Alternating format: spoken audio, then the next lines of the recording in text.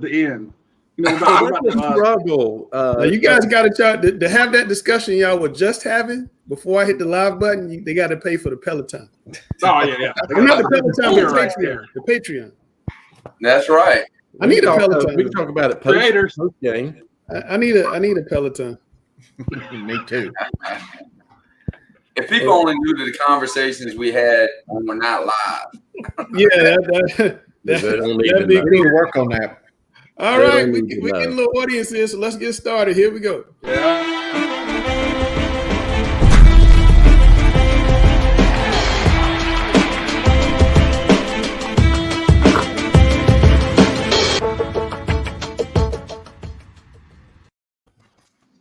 Man, can you guys believe we are halfway through the high school football season?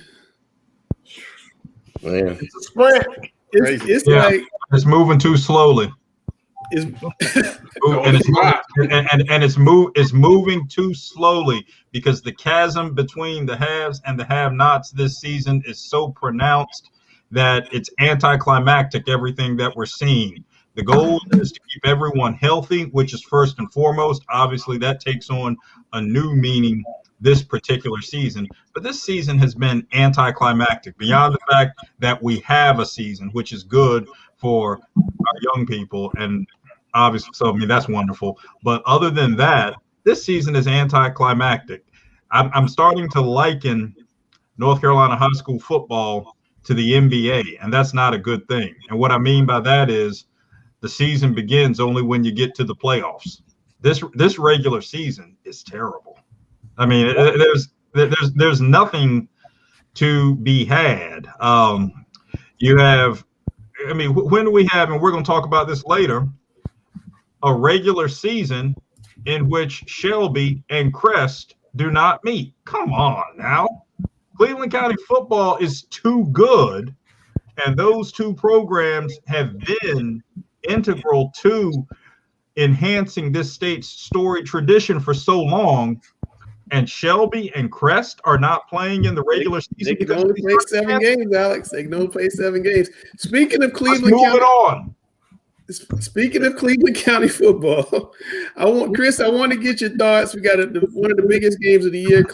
In Cleveland County, Kings Mountain's going to play Shelby. If this was a normal time, this would be like get there at 2:30 type of game.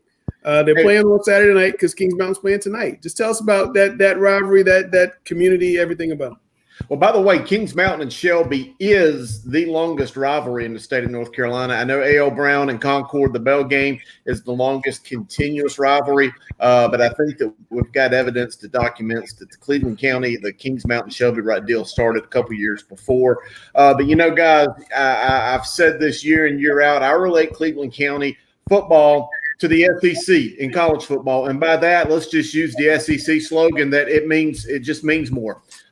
You can go into the games. The kids look different. The atmosphere is different. It's a completely different vibe than most of the places that you see in North Carolina, with a few exceptions being, you know, Richmond County, Scotland County, you know, a few hot spots here in Charlotte as well. But even then, there's one common denominator in that as well, and that's the US 74 corridor that runs from Murphy all the way down to Wilmington, produces some of the absolute best football, not only in the state, but I think in the Southeast as well. You can look at the numbers, and I see we got some down here, Langston. The number of state championships, you know, the number of D1 players, D1 recruits. It's just a different animal with what we've seen in other parts of the state. And I'm even going to throw Chase into the mix, because you throw a former Cleveland County coach and Chris Cogdell, who's went over to Chase, and they've got a lot of NFL players too, if you'd really go back and look at the numbers. That's just whatever reason, that's just one heck of a hotbed that's just different than most places in North Carolina. Guys, Shelby's won 6 out of 7 state titles. That's kind of Independence-esque, is it not, Alex? Actually, it's better than Independence, and here's what I mean. I'm not comparing the caliber of the programs. I'm not comparing that. We're not going to get into that. I mean, those are both two tradition-rich programs. But what I am saying, and we know Independence would whoop them, dominate them. All right, let's just get that out of the air real quick. I mean, but what I'm saying is, in terms of how you can see a storied tradition which is ingrained within an integral to the fabric of a greater community, and how long that has gone on in terms of cultivating and proliferating in identity for this sport, not only in Shelby, not only in Cleveland County, not only in all of North Carolina, but in terms of putting high school football on the map in the southeastern United States and what it means to a community. So you can't compare, I think, Independence and Shelby. Independence had a short dynasty in comparison to Shelby's dynasty. Overall, Independence has been so-so in football, sometimes good, sometimes bad, prior to 2000. Independence had a Knox dynasty. The Knox dynasty, exactly. Now, that is the best, strongest dynasty we've ever seen. But for long-term strength, Shelby's the crest. I made a comment in our text about going to a game on Monday night. It was Crest. It was Kings Mountain playing Crest, and this was 4 years ago, I think it was. The game had to be moved to a Monday night. I want to jump in real quick. I want to jump in real quick. Charlotte-Mecklenburg School Board just approved 8-1 vote. Upperclassmen can return to school in high school 4 days a week beginning April the 12th, 5 days a week beginning May the 10th. Just wanted to drop that in. Didn't want to interrupt you, Dale. Go ahead. No, that's fine. Go ahead, kids. Go ahead, kids. You have to raise your hand. This isn't school. May 11th. So we're going to go to school 5 days and then just like, whatever. I'm just telling you what the alert says. Don't shoot the messenger, Kizzy. Don't shoot the messenger. Hey, Kenzie, now you get to have a prom. They ought to let you have a prom. No, they only want us to have the boring parts of school, Gary. It's a political thing, though. If you think about it, like then they can say we officially got into school exactly at the end of the year. That's the whole goal. Like they want to be like, well, our progress got us in school. We're back. Yeah. When they go back 5 days, that'll be just getting them ready for the state exams. Yeah, for one day. But here's the other thing you got to keep in mind here. The other thing that you have to realize with this transition is ultimately it is about access and opportunity. Being in a position where a local education agency or LEA like Charlotte-Mecklenburg Schools, one of the largest in the state, Upper Wake County Public Schools, have to ensure that their programming is comprehensive and expansive enough to ensure, I'll never say completely equal, but a fairer playing field in terms of access and opportunity for your more stratified socioeconomic demographics. That's what this really is about. I just worry about spring break, looking at Miami and Myrtle Beach is coming up. I just worry about spring break throwing a wrench into all this when folks get together and have a good time down at whatever beach they're going to. Getting back on topic, I want to ask Sam and Grice. Lake Norman beat Mooresville for the first time since 2016. It's Coach Alvin's first win against his alma mater in 3 tries. Is Lake Norman on the verge of becoming a power? I think they're already a power this year. They're a powerhouse. Like if they're in the small 4A, which I think that they'll get to go because they'll finish in the top 2 to 3 in the conference, and they should definitely get into the small 4A playoffs. I think they'll make a pretty good run at it because they're built for winning type of football. Like they run the football extremely well. They play really sound defense. Their special teams are solid.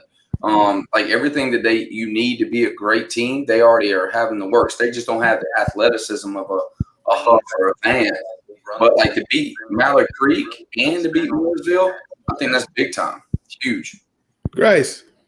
I agree 100%. I mean, I think, when you see those programs kind of break through into that upper echelon, I mean, you look at, even like a Vance where they were, definitely at that level, but that just major step that they've taken, you look at Lake Norman doing that as far as the dollars. They've got a new weight room coming in. the program and expanding, and you're seeing, more kids there. You're seeing guys with bigger, getting offers, getting the recognition up there. And here was the dominant win. I mean, of course, these two teams being our next two opponents. I got a really in-depth look at this game, and what shocked me at how easy it was. This was a true dominant victory, and it gave Lake Norman's chance, along with the games that they played, to show them that they're not like the rest of the conference. And we're really starting to see them kind of joining that gap that Alex alluded to, but a new entrant into that powerhouse side, I guess, of the IMEX. So yeah, they're well on their way. And here's the thing too about it. Like that was one of the worst teams I wanted to go against game one, because they have weight room. They've been involved in the weight room with this coach for the last 3 years, and they didn't miss a beat. They were still rolling. Like, their rules are a little bit different than CMS. That's a hard team to go against, especially when it's like the stormy weather that we had that night. But even without that weather, that's a tough team to go against. And that's why I think that, Vance is probably the only ones that can beat them, and they'll win the rest of their games. And that's a solid season. Well, that leads me to my next question, Ms. Kinsey. Is Lake Norman a legit contender to upset number 1 Vance on Friday? No. Not even close. Lake Norman's a good team. I watched, a good Huff team go up against them, but they run the wishbone offense. If you infiltrate that power side and get pressure, they have no clue what to do. And with Vance's defensive line, they're going to struggle. Triple option, I was just corrected. My bad. Yeah. They don't have a chance. It'll be over midway through second quarter. Now. Hold on now. I'm not going to say midway second quarter. No one watched that game last year, did they? Last year was a hell game. 21-10. Lake Norman was up with a few minutes left. I think Lake Norman's better. Again, I think Vance's D-line is the difference this year. But again, with that triple option offense, it always keeps things very interesting. I'm not going to say it's going to be over in the first half, but you would be remiss if you didn't think Coach Hackett was sitting there preparing quite a bit for this triple option offense, especially with the success they had last year. Well, and you guys just gave them some nice bulletin board material. I'm sure they're going to clip this and send to everybody on the Zoom call tonight. I'm gonna say, if you made me pick a team, I'm picking Vance. No doubt. I think Vance is the best team in the state. I think Huff is the second best team in the entire state. And I think Lake Norman's top daggone 10 in the entire state. I think they're pretty good. Wow. Well, that's high praise for Lake Norman. It would take Julius Chambers resurrecting from the dead and litigating his very best case in this last year of Vance being known as Vance before Vance becomes the namesake of Julius Chambers. It will take him rising from the dead and litigating some of his best work, as he did as the NAACP legal counsel, for Lake Norman to have a chance in this game. Well, we got a Vance player on the screen right now. Mr. Justin Blue is going to take Sam on in the game show here shortly. Justin, hit your mute button so we can hear you talk. There you go. How are you guys playing this year, and where do you think you guys are in terms of getting ready for the playoff push? I mean, we just playing Vance football.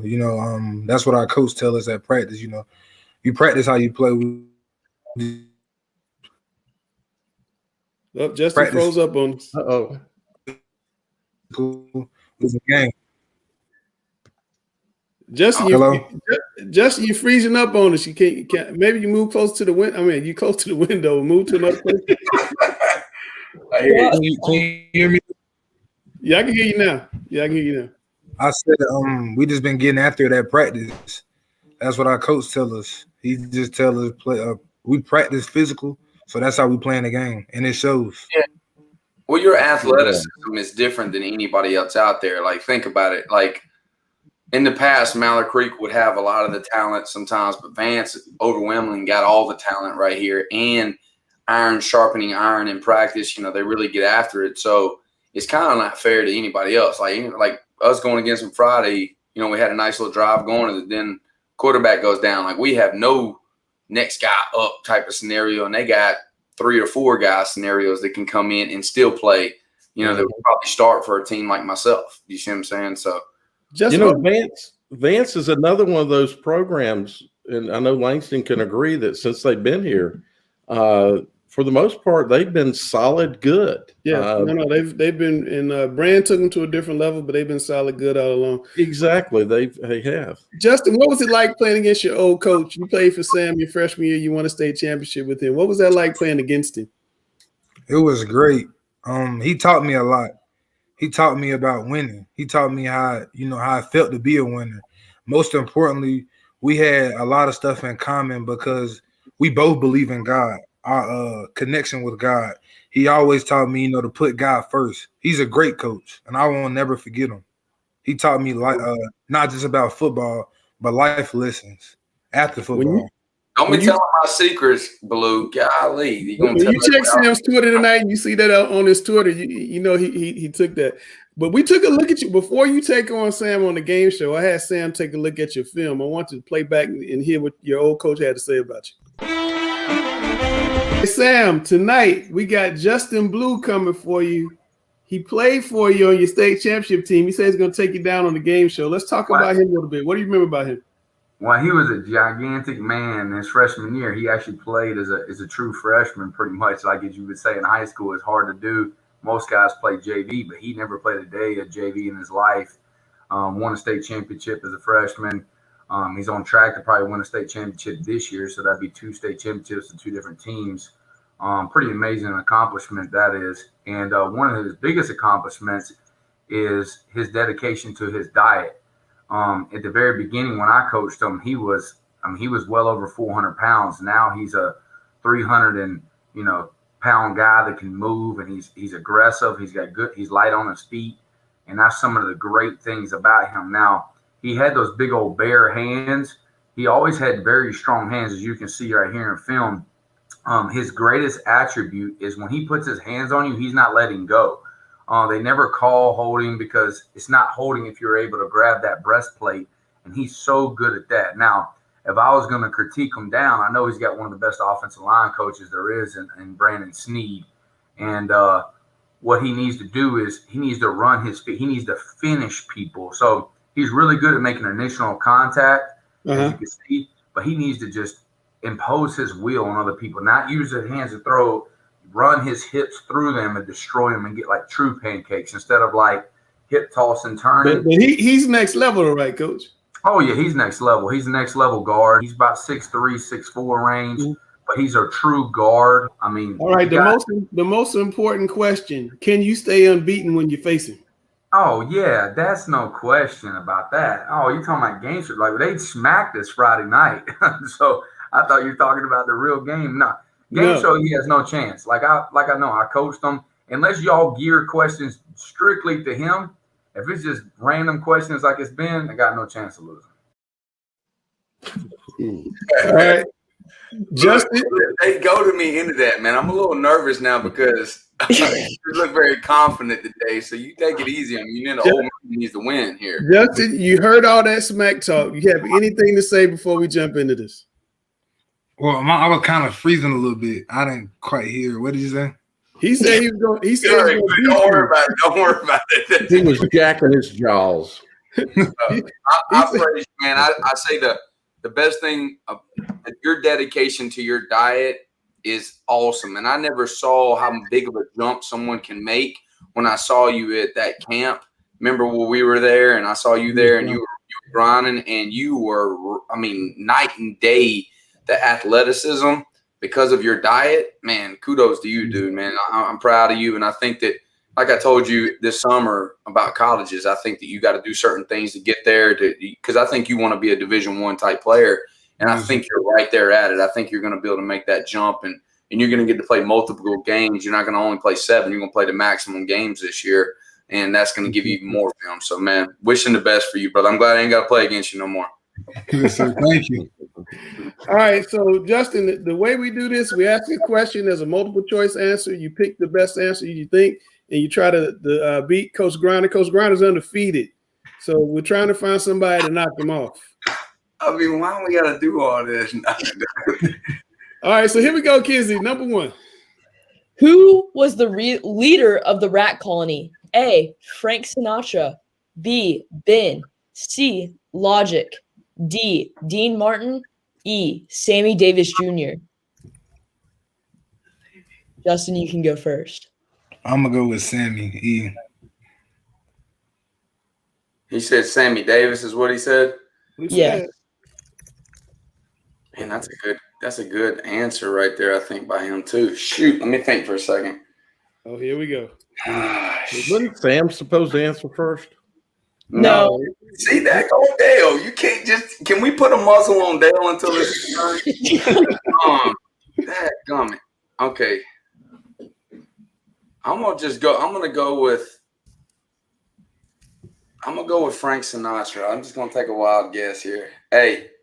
So you going A, he's going Sammy Davis. The answer was B, Ben. So we're 0-0. Ben? Oh yeah, but no chance. I was never guessing Ben. The movie Ben.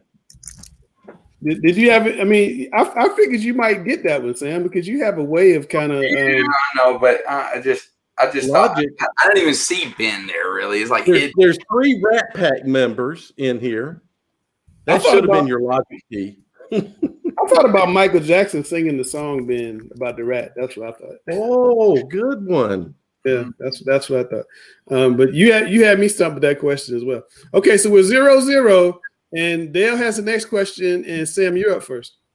Okay, I'm gonna learn some stuff tonight myself. These are hard questions. Who is Sister Cindy, a shamer of college students?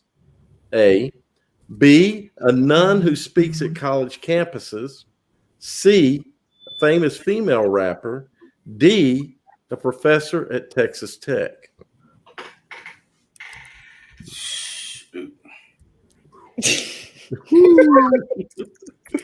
Hey, you're not feeling so good now, are you, Coach?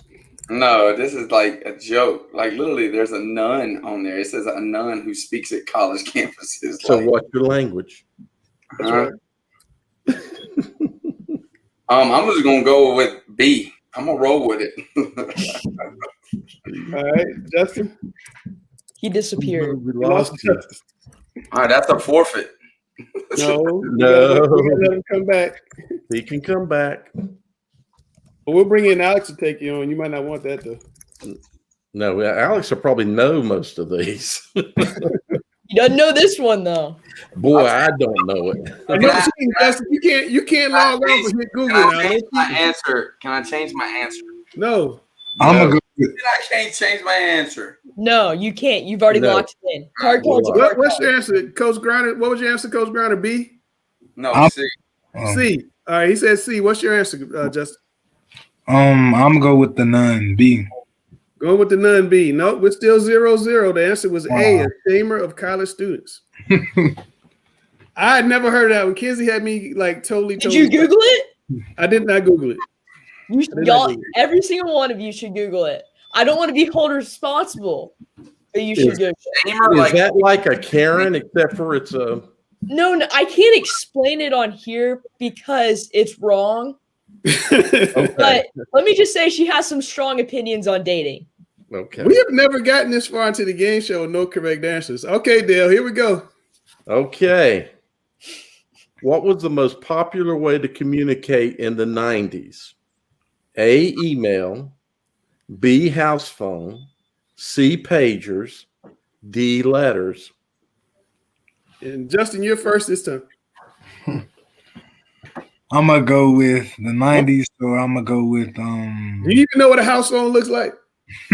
Yes, sir. I'm gonna go with I'm gonna go with a pager. All right, Coach Griner, what you got? I'm going with pager too.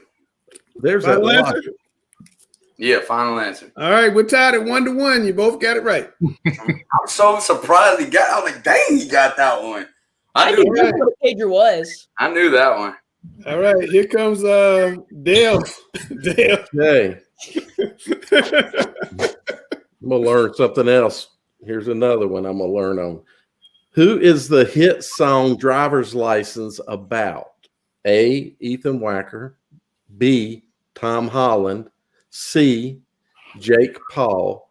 D, Joshua Bassett.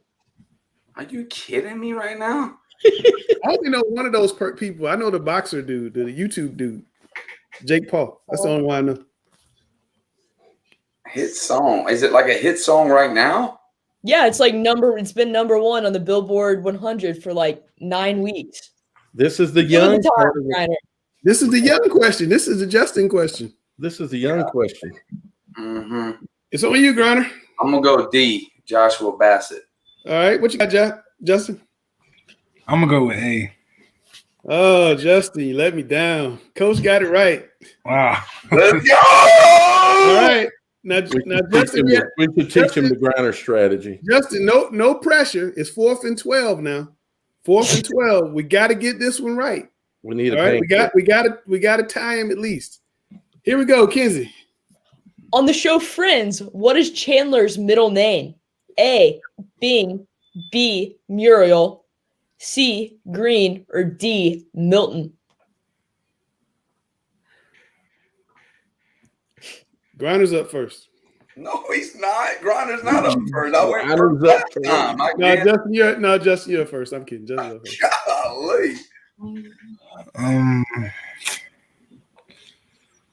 I'm gonna go with Milton. Well, which one? Milton. Okay, go with D. D. Milton. What you going to say? I'm doing the same thing. D. Milton. That's you not too easy. fair. That's the cheating way. That's the cheating way. Dale, I don't want to hear it. I don't want to hear it, buddy. The answer was Muriel. Sam stays unbeaten again. Kids, DM me, DM Kenzie. We got to get somebody on here to take Sam down. If you come on, Sam will break down your film. You can send it off to college coaches. I know they love that stuff when he's talking. But Justin, thanks for coming on, man. Tell me about the rest of the season for you guys. What's it going to be like? We're just going every game we're just going to get after it, and we're just going to keep playing Vance football, fast physical football. Fast physical football. How good of an O-line coach is Snead? He's pretty good, isn't he? Yes, sir. Yeah, he's great. Right now. He's hurting. His foot's hurting him right now, though, right? He's not with you. Yes, sir. I got you. Hey, man, wish you the best, man. God bless you, brother. Good thank to see you. All right, Justin, thanks for coming on, man. Best of luck to you. All right, thank you. All right. It's Justin Blue from Vance High School. Had a good time with him. Just having fun having him on. But yeah, we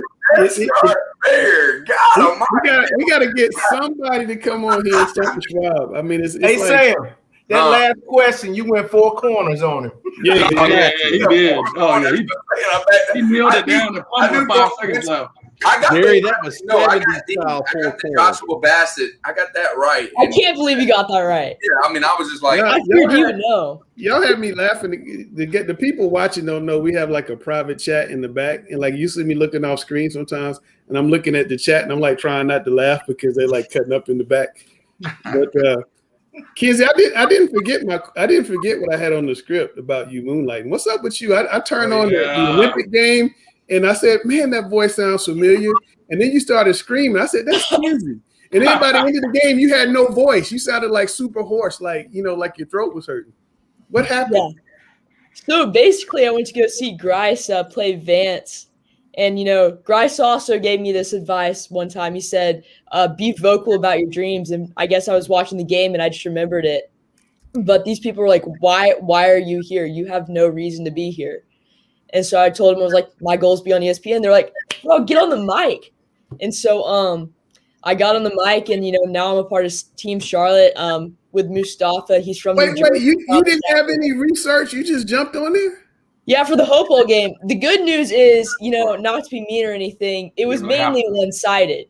Yeah. So I heard the Audrey Kell game on Saturday. That's the one I heard. No, yeah. So that one, I had a little bit because I had a little bit more time. I would have thought you studied all week. You know all the players and what they ran. I was impressed.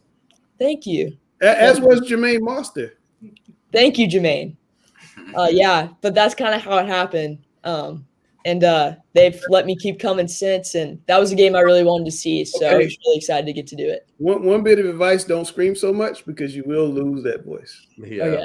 And you always I always have this. Always have something to drink. Keep the throat wet. I learned it this week. I learned that from Chuck Howard. He used to be the sports director at WCNC. He used to always have something wet on the throat. Keep the throat wet. That was his advice to me. So I pass that advice on to you. Dale and Alex, today Governor Cooper is allowing 50% capacity at high school games. CMS is saying they're still going to look into it, make sure it's safe. So right now CMS is still 500 people. But are we ready for 50% capacity at high school games? Dale or Alex? Yeah, that's a hard one to answer, but I think we probably are getting there. We've got vaccines rolling out. I think if people can be smart, which is I'm certain what part of the hope is there, that people will be smart with the wearing masks and things. I think we can get near that at least. I don't know what more to say. I think it looks like we are. Yeah. Alex? I think it can happen with a strategically planned, systematic approach. And what I mean by that is we stagger and designate who will make up that 50%.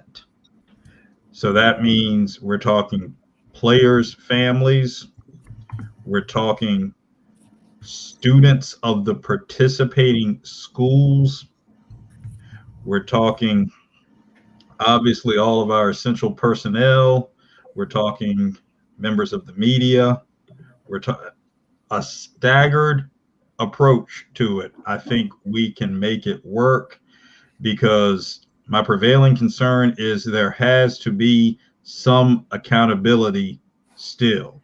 I'd love to see the 50%, but with a planned approach to it, there's some accountability in terms of students of participating schools who can be held responsible for non-compliance. There's accountability and no accountability. I think it's coming maybe this week.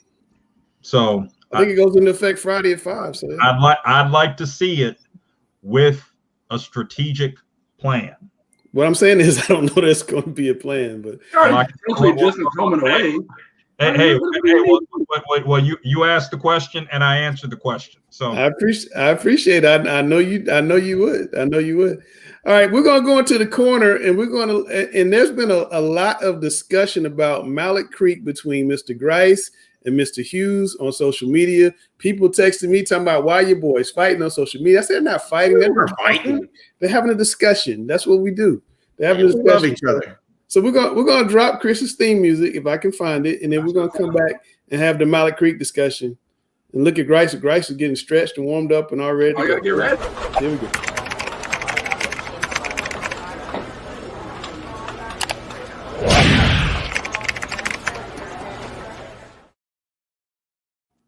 And Alex, don't read the message I left in the private chat. You know I do love you, brother. That's what Chris does. First off, let me say that's Chris responds to everything with intensity, and as a guy that also has intensity, I love it. People came to me and I said, "That's just us talking." So, man, me and Grice broke bread together. We've drunk a few drinks together. I love the man to death. I might not agree with everybody. I don't always agree with Dale, but you know what, Dale, like myself, we've been around a long time, and you got to respect what people say, and I respect what Grice says. So we're good. Okay. All right. Well, let's start out with what do I have loaded up here? Let's start out with the second Sweet 16, and then we'll do Raleigh, and then I'll let you guys discuss Malik Creek a little bit. All right. Hey, Langston, I don't know about you, but I can only see down to number 31. I don't know if there's I'm gonna fix that. Give me a second. Oh, okay, cool. All right, there we go. Number 32, Alexander Central, coach Nick Basil's. Wait, that's not Nick Basil anymore. That's Butch Carter. Man, that's a mistake. Nick Basil moved on down to North Lincoln. Butch Carter. That's a team that's 2-2. They've played a tough schedule. Had that early 7-2 loss to South Iredale. And that's back when football was really, really, really, and that maybe had another two really sloppies. But I think that AC's got their act together. They're coming on. They got a big part of the season coming up. So I think they're a team certainly trending in the right direction. Ashe County, you want to talk about a team that can score all day long is Ashe County. Mount Pleasant had that big 14-9 win over Anson County Friday night. Look for Mount Pleasant to probably wrap up the Rocky River 2A, but don't overlook West Stanley. They're kind of lurking there in the weeds. West Stanley's a team that can certainly give both those teams problems. East Lincoln, they're winning big, 4-0. Chase, I mentioned them earlier in that Cleveland County segment. Chase is one of these teams that is just getting better and better and better every week. Had that huge 14, I think had 13, 14 games last year. That's a program that's continuing to go in the right direction. Salisbury, even at 2-2, had those tough 2 losses. They got another big game Friday night, but still an amazing football team. Monroe 3-1, Statesville 3-1, J.M. Robinson, they're 4-0. They got a big one coming up. Porter Ridge 3-1, Watauga, Maiden, South Point. These are all some really, really good football teams, by the way. Hey, there's Mallard Creek, who we're going to talk a little bit about. Lake Norman at 3-1. Man, how strong is the Sweet 16 got to be that you've got Mallard Creek, Lake Norman, Burns? Well, I know Grice believes that Mallard Creek might be a little too high. I just want to throw that in there. And I will say that where a lot of this came from is when Monday, I released the NC Preps power rankings, the top 20 that we did, and there was no Mallard Creek in the top 20 of the 4A, and that's where Grice kind of threw himself in there. And to a degree, I think Grice is right, but man, I want to hear your take on this, because this Mallard Creek team, they are really good. Yeah, and I think that's kind of one of the bigger things for me. And I mean, and again, that's always the age old. Are these power rankings or, rankings based on past performance? I kind of look at it as the house keys approach.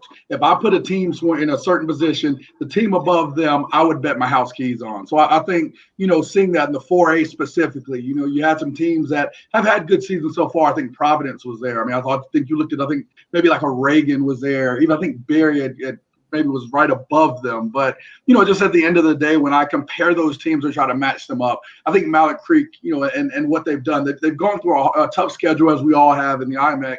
And I don't think that their losses are anything to be ashamed of. And I think that's some of the thing. It's just lessening the blow. I think the shock of the Lake Norman loss is really, really starting to lessen when you're starting to see Lake Norman play with a team in the top 5 before it, like Hub. We're going to see how they do against a tough team like Vance. And I think once, we adjust or account for that Lake Norman team and their skill, I think we should rightly correct Mallard Creek and where they should be within the 4A Pantheon. And we got Dale on here. And Dale, I want to hear your thoughts as well. But to a point, I agree with you, Grice, that I do think man for man, Mallard Creek probably would get up there and go toe-to-toe and beat a lot of these teams. I think they're more physical than a lot of these teams. But again, after a while, you kind of get to that old Bill Parcells sayings. You get midway through a season. You get 4 weeks into a year. And to a point, you are what your record says you are. And unfortunately, I don't think, with the compressed, smaller version of the NCHSAA playoffs, I'm afraid we won't even see Mallard Creek in it to defend themselves, because I do think they're a team I wouldn't want to go after. But that's just I tell you this. I mean, you have the teams with the pretty records, and then you have the teams that have to play all the really good teams. And I look at the NCAA tournament, and Syracuse is in the Sweet 16, and they had to go through that ACC gauntlet, and they finally got away from the ACC. They're like, oh yeah, we can play. So I just throw that out there. But Dale, what are your thoughts here? So last week, excuse me, we had this minor, point discussion, and I brought up the debate you and I have had in the past about being power rankings, et cetera. And I left with that to really think about this. And as you look at where they're ranked and who's ranked around them, you got to figure that they're probably kind of somewhat on par with those teams, not heavily dominant on them. And you got a program that is right now is reforming. And what I see is that we have a program that was dominant and somewhat cocky in the past, and that leaves impressions on people. So now if these other teams that are around them, a win is motivated or comes to be for many reasons. Great coaching, great players, but you've also got to have the emotional aspect of playing. And that is can be a huge X factor. So now if you get these teams that are kind of close to them and they go up against them, they've got that X factor now in their back pocket. So I kind of agree what Chris says. Your record is what you say it is, and if you strip away the Lake Norman and the Vance losses, you only have wins against Hopewell and West Charlotte. And you can only play some past things. I'm sorry, Grice, but I mean, you can only play who you play. I mean, there's a lot of teams that haven't played anybody that are ranked. I'm not taking sides. I'm just saying, that's. I don't know. I don't know that that's fair. I guess is what I'm saying. I understand what you're saying, but at the end of the day, where I see where the rankings are, those are real good teams around them. Power wise, what it sounds like is just guys are happy that other people are getting shine, to be completely frank. And I think that's slightly unfair to hurt this new coaching staff. You got the same coaching staff. Maybe I could understand that premise, but you have a new staff, new guys walking into a situation. They're doing exactly what they need to. Is this the same as that top Mallard Creek team that we've seen in the past that have been, in the state championship game? No. But I tell you what, if they win the wild card, I wouldn't want to be looking at them on the other side. I would not want to play them, and I wouldn't be surprised if they get a couple wins. And again, if they're 5-2, that means they would beat Huff and they would be in the program. So I don't want to write them off so quickly. So we can move on. Raleigh Sweet 16, Chris. Here we go. All right, well, let's do this. The Raleigh News over Sweet 16. We're going to start right there at the top. Cardinal Gibbons, number one. They've been number one. Watch their film Friday. Actually watched it live on the NFH Network against Millbrook, who is a phenomenal team, by the way, great talented team, and they pretty much swept the floor 33-7. Cleveland, I'm going to tell you what, Cleveland is really good. I'm going to talk a little bit about them here when we talk about the Raleigh games. They got a big game this week against Clayton. Cleveland coming in number 2. Rolesville, 3-4. They go at it Friday night. Rolesville, Wake Forest. Got a little bit about that game as well. Heritage is a team that could beat both of those teams up front. We'll see. Southern Durham, still kind of waiting to see what I see out of them, but still quality team. Clayton, Apex Friendship, Millbrook, Panther Creek, Middle Creek, Holly Springs, Leesville Road, Knightdale, Princeton, West Johnston. West Johnston first time ranked probably in ages. So really happy to see that program up there. I've had some conversations with some Raleigh area coaches about some of these teams. You look at some of those Western Wake County teams, the Highway 54 conference, so to speak. Highway 55 conference, really want to see them guys go out and maybe play somebody a little bit more physical to kind of get an idea of what they are, what they're not. But all in all, that's some pretty good teams up there in Raleigh. I don't think a lot of them will match up very well with even some of the lesser tier. I think Rocky River could probably go up to Raleigh and probably run gunshot through that conference. But, it is what it is. It's a different brand of football. So having said that, what happens to Richmond County in the playoffs if they just have a kind of a walk? Is that good or bad? I don't think it matters. I mean, and who says it's going to be Richmond County? I went out and saw I went out and seen Pinecrest Saturday morning when I was out that way, and Pinecrest is really, really good. I think we already saw that with them two teams going to overtime a couple weeks ago. So do not forget about that Pinecrest team. I'm very anxious to see what Rolesville does. I do think Rolesville is a legitimate Charlotte type built team. Coach Samick has built that team in the weight room, and they're a big, fast, physical kind of team that's more resemblant of something you'd see in the western half of the state. So I think Richmond will still have some bumps they'd have to go through. I don't think it's a slam dunk by any means, but I definitely think that it's an easier road and a less physical road than maybe some teams would have to go through in the West. All right, it's time for Grice's Gems.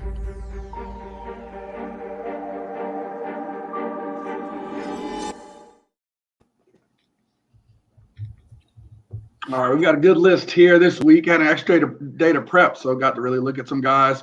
First guy we want to highlight is Christian McDonald of Berry. Again, this was a big win for them, as they're, trying to build their program under Coach Howard. Led the team to a 28-27 win over West Meck Friday. And I had to get this right, Langston. This is their first win in 8 years over West Meck. Yes, first win in 8 years. That's incredible. And I mean, knowing some of these guys and under quarterback Jaleel Quick, I mean, this is one of his favorite targets here. Got a lot of young, good receivers that I'm glad they're kind of getting their shine. And that's been one of the things. They've always had some great outside guys, and now with a quarterback that can get them the ball, they've been able to showcase what they could do. So, with this team, they're continuing to emerge in this conference, and I think it's a little more favorable to their continued growth. But definitely a big win. Great to see him do well. Let's move forward. This two-time guy now, Vic Garrido of Pine Lake Prep, the former Huff transfer, led his team to a 52-0 win over Union Academy. First half numbers, he was 9 of 12, 153, and 3 touchdowns passing. Scored also on the ground and had a 2-point PAT rush and pass. This is the big reason that Pine Lake Prep's 4-0, coming up into a big game against Mountain Island Charter this weekend. This quarterback has been it. He's been the big reason why Coach Trotter has had a great year this year so far. So I'm looking forward to see them. And I mean, they're going to do have a great chance to really threaten the top of that conference, with this being the big game and them not actually playing Thomas Jefferson. So, this guy's continuing to be great, and we see he's the reason why they're doing well this year.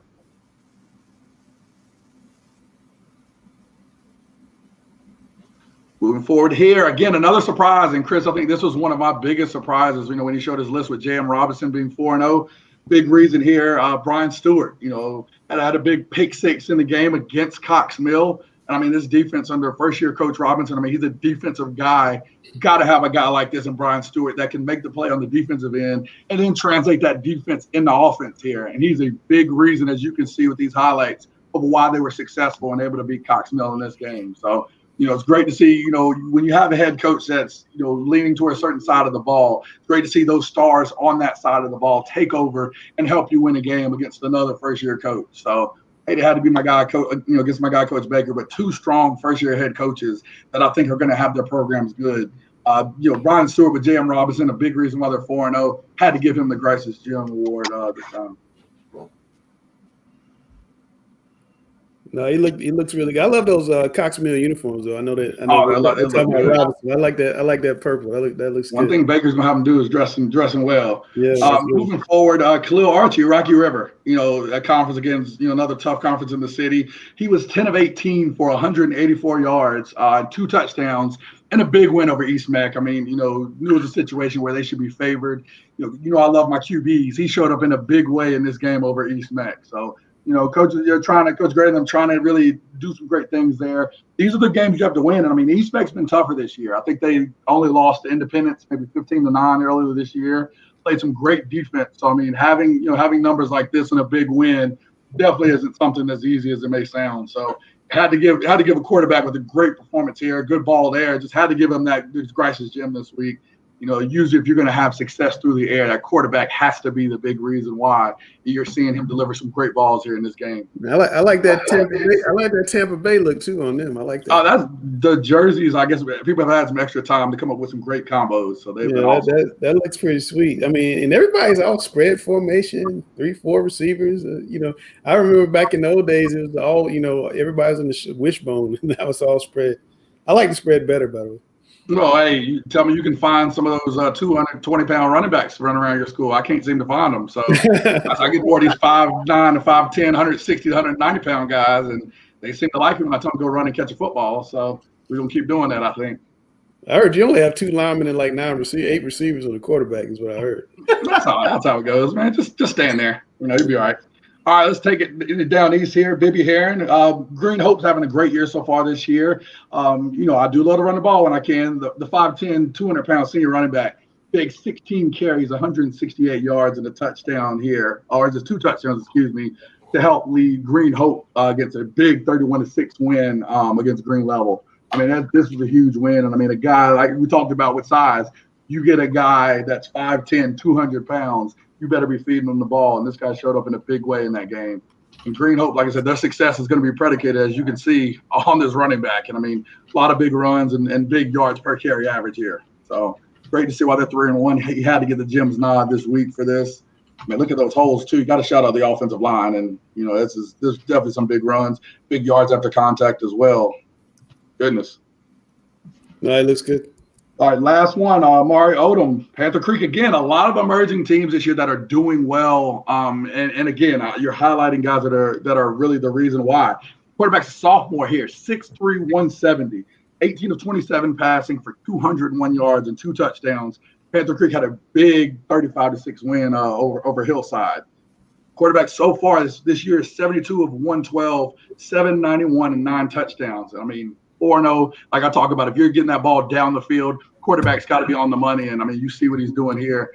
Big reason why is great going through his progressions here, making plays, elusive, and able to throw on the run. I mean, all those things put together, as you can see, that incredible off-platform throw. And that went probably 30, 40 yards. The kid's got some talent. He's going to be something great. And you can appreciate the quarterbacks. You get excited when you talk about the quarterbacks. I love talking about quality quarterback play. It's so hard to have great quarterback play in the city. And, you know, seeing some of these guys that are doing it well. I mean, we always have the debates on here about the Drake Mays and the Chris Leaks and everything like that. It's great to see great quarterback play. Bryce, let me ask you something, Bryce. This is something I had a discussion with a coach this week about this.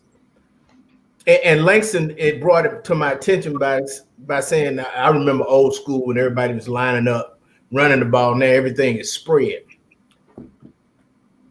If you run the spread, okay, and your quarterback is not throwing it, 30 times a game because he's the big prototypical passing quarterback, or he's not a threat to run the ball. So he's not a great passer, and he's not a threat to run the ball. Why are you in the spread? So the big reason, and again, I think that's, when people mention the word spread, it's often a misnomer. It's often people being extremely vague. So the bigger reason when we talk about spread is a numbers game. So the bigger thing, and speaking from someone, that's usually coming into a game at, with inferior size or trying to maneuver things like that. My goal is I want fewer bodies in the box. So if I can, create or understand and go into a game and say, hey, I can guarantee I'm going to have 5 or 6 men in the box on 80 to 90% of a given play, I'm able to, to scheme and have my guys pretty much being able to, utilize their blocking assignments to say, hey, my running back versus one of your linebackers. That's a situation where I can potentially. Do you ever have a team that doesn't honor that though? Like you put all the guys out wide, like we ain't covering that little dude. They'll never throw it to him. Given my background, it's been funny this year as I've been more run game. I'll have people still honor it even though I don't run as much. Okay. Like I have certain teams that could blitz me that won't just because they know I do. But the only teams I'll laugh. Sorry to cut you, Gary, but I'll laugh because playing for example like Vance, where they'll say, "Oh, we'll cover everybody else," but that fifth guy in the middle, yeah, his name was Power Eccles. So that was 2 guys for us. So man, they got we've often discussed on the show, getting back to Mallard Creek, that they didn't win enough state championships.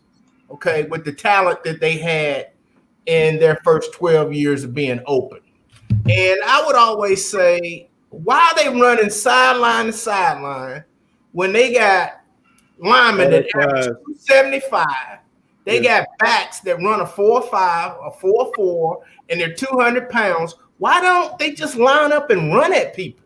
I mean, they were running jet sweeps all over the place. I mean, I do think I think there is some merit to that, but I think we also, you're thinking about the last 3 teams to beat them in the playoffs. I mean, you're thinking about Vance, who.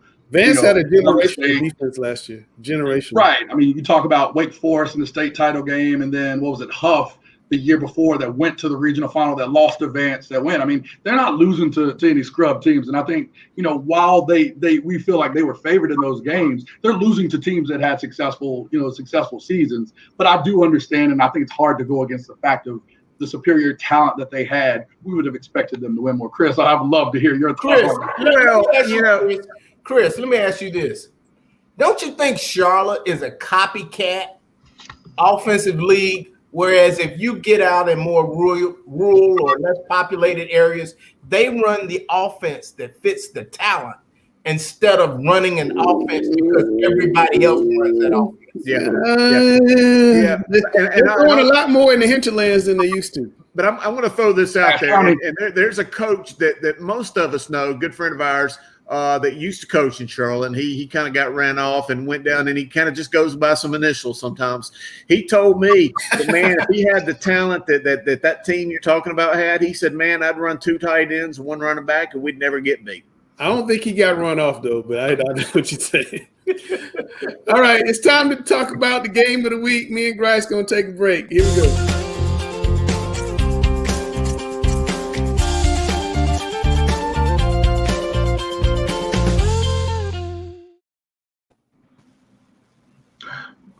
Well, we got 3 games of the week to discuss, all having unique overtones and very meaningful overtones. I want to begin with Butler at Hickory Ridge here.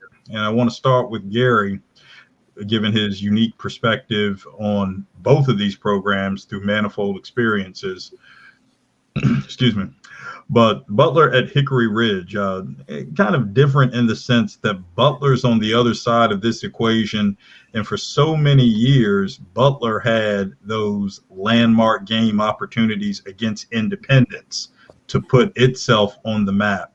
And now we have a young, successful, excellent coach, builder of young student athletes in Jupiter Wilson, who has an opportunity on this kind of a stage against a state championship level program like Butler with state championship history, and to have it in his home stadium for a signature accomplishment, to have that type of opportunity. Gary, talk to us a little bit about this game.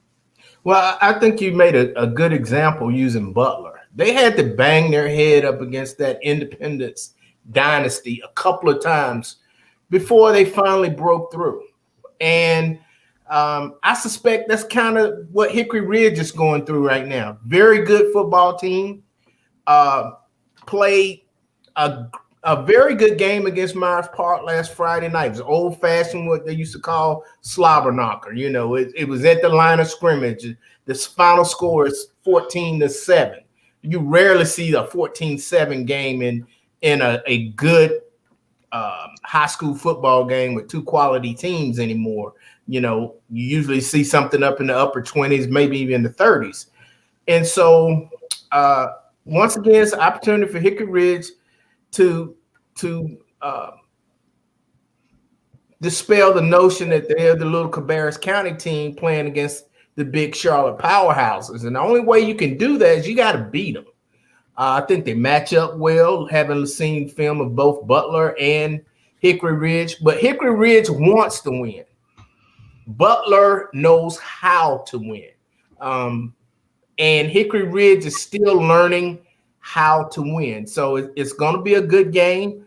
I think it's going to come down to what most high school games come down to, which is turnovers, field position, and penalties. But I think it'll be a good game. Being that it's at Hickory Ridge, their field is a little bit torn up from last week. The footing is going to be pretty rough out there. So I think whichever team can establish the run and stop the run is going to be the team that wins. What do you think, Chris? I agree 100%, and you're right. A game like this is probably going to come down to a couple, 2 or 3 plays that at one given time, probably who can stop the third down, whose defense can get off the field on third down, maybe who can force that penalty. And in a game like this with 2 tremendous teams and 2 great defenses and 2 great coaching staffs, don't overlook the value of the punt and the punt game, the punt team, and how that one single play can flip field position and turn a game like this around. I remember a couple 7-8 years ago, East Forsyth was a team that was kind of on that precipice of doing really big things, and they were up, I think, 10-0 at one time on Butler. But again, Butler was kind of playing a field position game, and Butler forced a turnover on a punt that totally changed momentum. And you kind of going back to what you said, you got a team like this that knows how to win versus a team trying to get to that level. That's where experience could kind of maybe give a little bit of the edge to Butler. But I just think this is going to be one heck of a ball game. I mean, I think it's going to be 2 incredible teams. 2 great coaching staffs. Kenzie, being in a situation at a school that has been, once again, had its opportunities in a tough conference to get those breakthrough wins, and see student athletes at Huff who've been in that position in these types of games, what does it take, or what should we be looking for in terms of the student athlete's perspective, or how they approach something like this going into an opportunity of this kind, where this can be a signature for them? From your experiences, your interactions with student athletes, how do they go about something like this? Well, first of all, I think it's really important not to get too cocky. I've seen Huff do that a couple of times. against Mallard Creek last year, or not Mallard Creek, Myers Park last year, they said they were going to wear all black uniforms because it was going to be a murder. And it was a murder, all right, just went the opposite way. The confidence was definitely there. But, I think you got to make sure that, you go in, you're confident, but you go in with a chip on your shoulder. You got something to prove, I had a basketball coach say it's not the size of the dog in the fight, but the size of the fight in the dog. And that's true to a sense.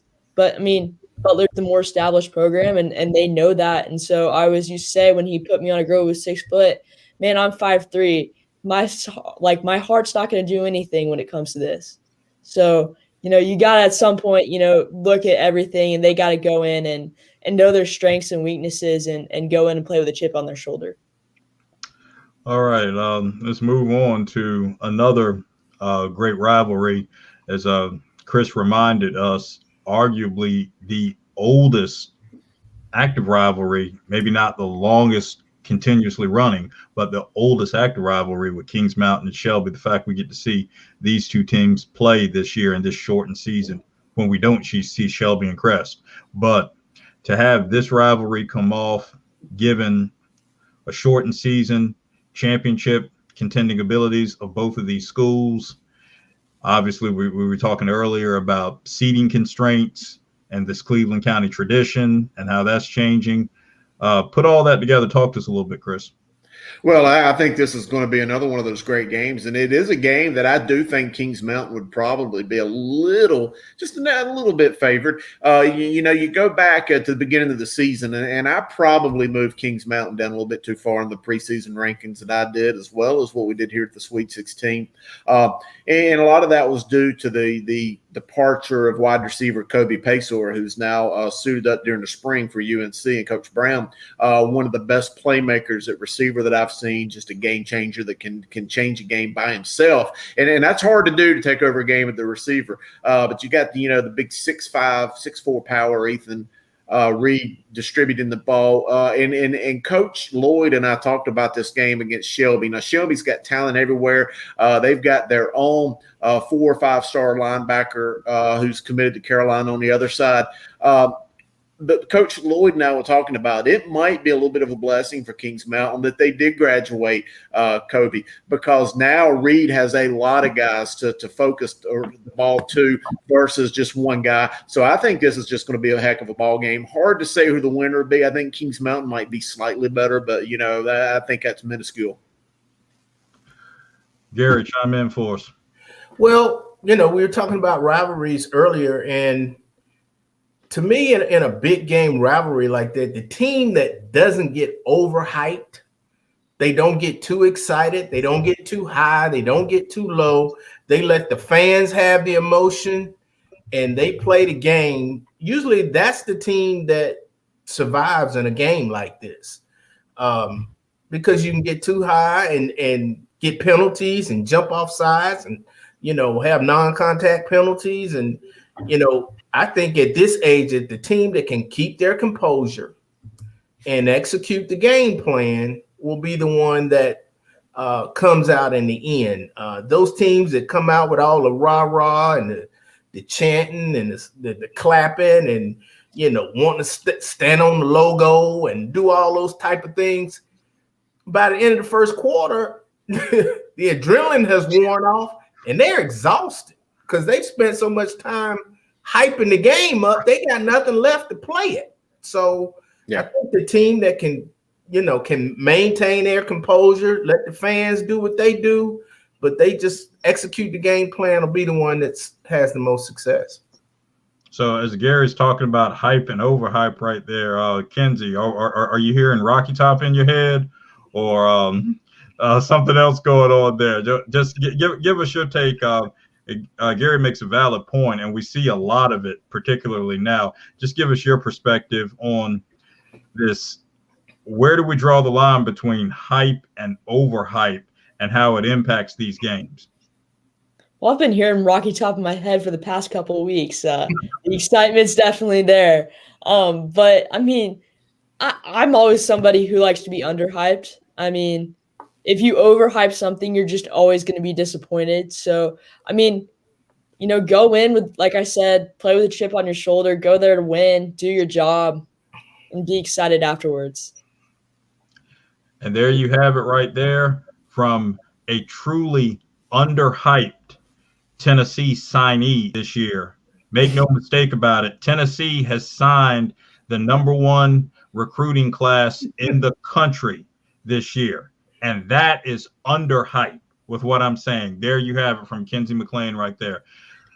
Yeah, and I'm going to throw this out there, Alex. Kenzie will probably be on ESPN by the time she's 30. She'll probably be such a big star on the national stage that she'll come back to a game one Saturday, probably that third Saturday in October against Bama, and they'll have her up on the fans directing Rocky Top like Peyton Manning has done in the past, up there on the ladder doing that deal. So good for you, Kenzie. Hey, but you know what the difference is there? Peyton Manning directed Rocky Top, and he didn't even win the Heisman after doing that. We put Kenzie up there to direct Rocky Top, and we'll see her pick up maybe her 6th or 7th ESPY. So whatever. All right, let's look at Wake County. So obviously, the Wake Forest at Rolesville game is the headliner of this week. Talk to us, Chris. Well, we got a couple good games up there. You got Green Hope and Hillside going at it 3-1. Holly Springs and Apex Friendship. Friendship's 4-0. They're a really good team. Nightdale and Heritage. Those are two of your more physical Charlotte-type teams up there. Orange and Northwood are good, but obviously we got those two big games. You mentioned one of them. The first one, I got to talk about that big battle in Johnston County. 4-0 Cleveland, 4-0 Clayton, right there within the city limits. Mario Hampton, write that name down. He's only a junior running back. He's got 981 yards in combined offensive yardage in these first 4 games. He is a stud, a game breaker. Coach Scott Riley pointed him out to me in the 9th grade and said, "Man, you need to watch that kid," and he's been absolutely right. And of course, the big game that everybody's talking about in the eastern part of North Carolina is Wake Forest and Rolesville. They played each other twice in the playoffs last year. It's kind of been that big game. It's been brewing. Can Byron Brown, quarterback Byron Brown in Rolesville, finally kind of get over that hump? Wake Forest is a very, very, very, very young team this year, but they're still Wake Forest, and Rolesville's got to find a way to beat them and just to show if they truly belong on that stage. But I like Byron Brown. He's that big, tall, physical quarterback, kind of like a Jim Kelly or, Phillip Rivers. It looks like they could play linebacker, and I think this is the year that Coach Martin Samick in Rolesville might be able to get it done. Alex, let me ask you this about Raleigh football. You've constantly talked about how it doesn't compare to the Charlotte area. Well, what's your reasoning behind that? What do you think? Does it have anything to do with the fact that the Raleigh area has more high schools than the Charlotte area and the talent is diluted? Or is the Charlotte coaching better, even though they pay better in Raleigh for coaches than they do in Charlotte? Why do you think there's a disparity among the talent or the team talent in Raleigh and Charlotte? What's your reasoning behind that? Very simple. Sam Griner and Jonathan Grice. Need I say any more? To elaborate, that both of those are very true, as we know. But to elaborate a little more,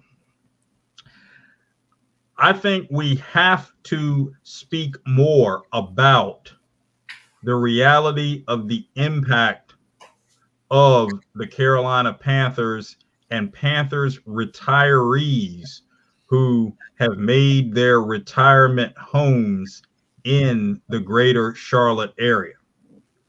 The greater Charlotte area being not only Mecklenburg County, but Union County, Gaston, Lincoln, Cleveland, and which all have rich traditions too. But we look at that area and the growing population, including Carolina Panthers retirees who have reinvested themselves into the community as individual trainers and in other capacities, has been integral in a renaissance of football, beginning at the youth level and thus carrying on with that level of high quality coaching and train individual focused one-on-one training, which carries on to the high school level. And then you carry on as far as where the student athletes are once they get to the high school level, couple it with excellent coaching, which we see in Wake and Mecklenburg counties. But that type of advantage in terms of the impact of the focused coaching and training at the youth levels is very, very important. I'd also like to add a point that the commitments of people like West Charlotte Athletics Director Josh Harris to cultivating new, invigorated, and rejuvenated strength and conditioning opportunities for student athletes are second to none. I had an opportunity to spend some time with Coach Harris when he still was the head football coach at West Charlotte, and I was an athletics administrator at Cardinal Gibbons. He was there with the West Charlotte basketball team the night before the state final, and everything was going fine during practice. And Coach Harris said to me, "Can I see your weight room?" Absolutely. So we went down there, and Coach Harris was taking copious notes on his phone about things that needed to happen or things he wanted to take to West Charlotte. So kudos to Coach Harris for collaborating effectively with people like Coach Griner to create those opportunities. So put all of those things together. Youth programming because of Carolina Panthers retirees reinvestment, what that does for young people at the earliest ages of playing football, where they are once they get to the high school level, tremendous coaching at the high school level, which is in Wake and Mecklenburg counties, and the desire to plan and be proactive in cultivating higher level strength and conditioning programs by people like Josh Harris. All of those things together are putting Charlotte, Mecklenburg in a most advantageous competitive position.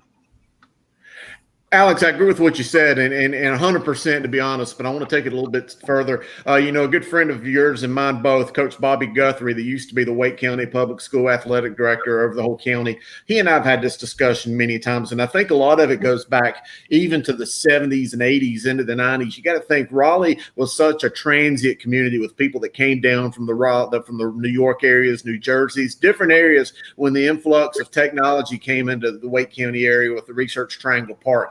So Raleigh's really an entirely different kind of community than what we've seen here in Charlotte. And because of that, you've seen the soccer programs be phenomenal. I mean, off the chart. I think the Raleigh Capital Area Soccer League is like the top soccer league in the entire country, and the lacrosse teams and everything. And high school basketball is equally as phenomenal and comparable to some of the best here in Charlotte.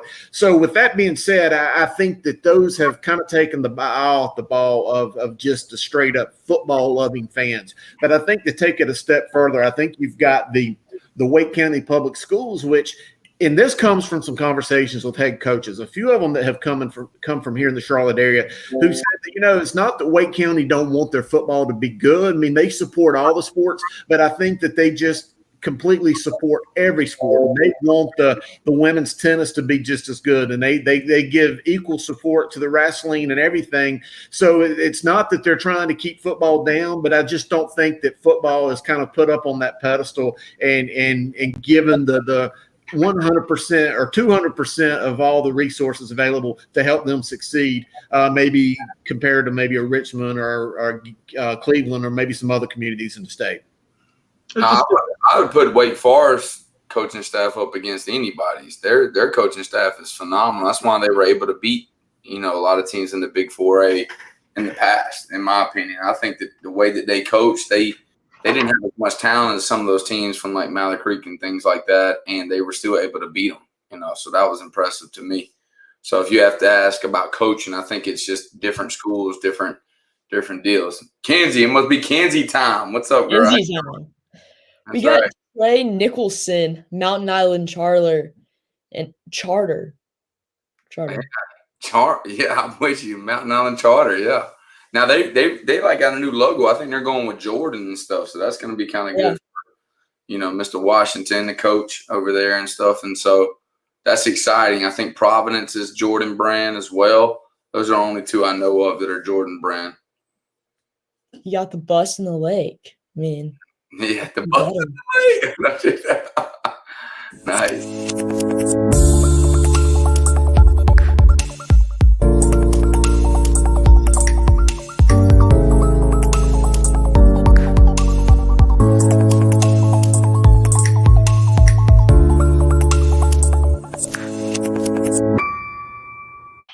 Today we're here with Trey Nichols of Mountain Island Charter. Trey, you put up some serious numbers last year, 19 yards per catch, 12 yards per carry on average. I mean, how are you looking to continue that success this year? I'm going to just take every chance I get. Every time I get the ball, I'm going to try to make a big play. And, yeah, I just got to keep that mentality that whenever I get the ball, I have to do something with it. You're pretty fast, 4.45 on lasers. That's moving out. How do you think that speed has helped you in your football career? It's helped a lot since I was little. I've always been pretty fast. But another thing that helps me is my quickness, my feet, so my ability to cut really fast. So both of those together, it's a problem on the field. Yeah, speed kills. What are you guys looking to do this season despite all the disruptions? No matter what, we're here to win a state championship. No matter what we go through, how many games we lose, well, we're going to try to win all of them, but no matter what, we're going to drive and push to get a state championship. Yeah, Trey. And speaking of speed, we got a speed round coming up. So, hold on. I got to find the questions. What is your favorite movie? Chronicle. What's your favorite TV show? That has to be... I don't really watch TV shows, so I don't really have one. What's your favorite food? Buffalo wings. What's your favorite color? Blue. Who's your favorite singer or band? J. Cole. If you were a superhero, who would you be? Flash. If you could travel anywhere in the world, where would it be? Dubai. Nice. That was legit. Now, I got to say one thing.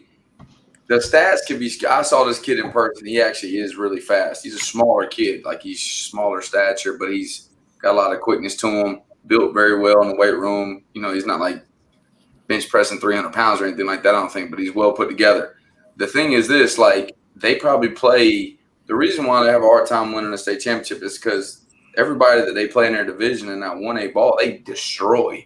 Like, it's not even like games. Like, they're playing against, like, teams that can't even run sideline to sideline with them. But they did have a tough game last week. I think they lost to Thomas Jefferson last week, week before that. But yeah, your point is very valid. Absolutely. You know what I'm saying?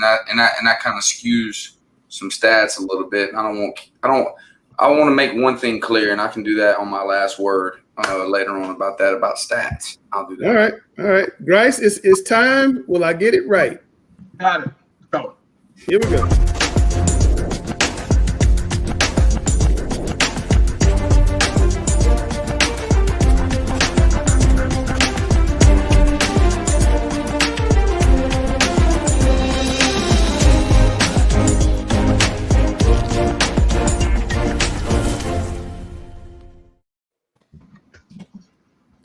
All right, I had to apologize to this young man last week, Dimitri Kelly. I left him out. See that, Grice? I'm being. It's moving, but nothing's happening. Oh my God! Did we lose fresh faces tonight? I lost the whole thing. Look at that. I lost. Oh, there we go. There we go. There it is. There it is. Oh, okay. There we go. Dimitri Kelly. March part. Is it playing? Is it playing for you guys? It's trying to play. Thinking. It's not doing anything on my end. No, it's froze right now. Frozen right now. So let me try it again. It's live TV. There it is. There you go. All right, Dimitri Kelly. I can't see it, but you guys go. Dimitri Kelly. I apologize, but you had him last week. Dimitri Kelly. I think the thing that stuck out to me the most about this kid was like his effort is absolutely insane. Even when the play is not coming directly to him, he's running up to make a play, and he wants to be involved every single time. And that stood out to me the most. But he, makes great moves, great coverage, makes his reads really well, and runs great angles. Is it moving for you guys? I can't see it. No, it's not moving. I just He's got a nice pose there. I don't know what's going on. It worked earlier. I swear to y'all, it worked earlier. Every once in a while, it does. We can come back to the fresh faces next Tuesday if we got to. Yeah, we may have to do that, guys. Keep the same guys, and we'll yeah, we had to keep saying. I don't know what's going on and why this won't play. Is it just that video, or is it all of them? No, I think it's all. Let me delete it, and I'm gonna load it back up and see if that helps. Because I know these guys, and I hate for Dimitri because we had him on last week and I left him out. No, my boy better be living right. It might be something to do with it. You gotta talk to him.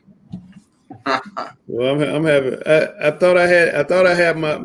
I've been messing with Grice, and I thought I had my problem licked, and I don't have it licked. I don't know what. I really, honestly, don't know what's going on. But I mean, we got a good list of guys. I mean, just looking at that, I mean, you talk about the Mallard Creek quarterback. Shoot, my guy Evan Bernard, heck, he's going to wing it. You know, and I mean that powerhouse. We had a great list. I just wanted to play. Yeah. Let's try it again and see if it comes. I don't think it's going to play. Actually, my guy made me laugh on a couple of plays. Not at him. No, I was going to say you might want to clarify that. No, not at him. You'll see. Made me laugh. No. You'll see. It's. Well, you might see. You might not. You might see.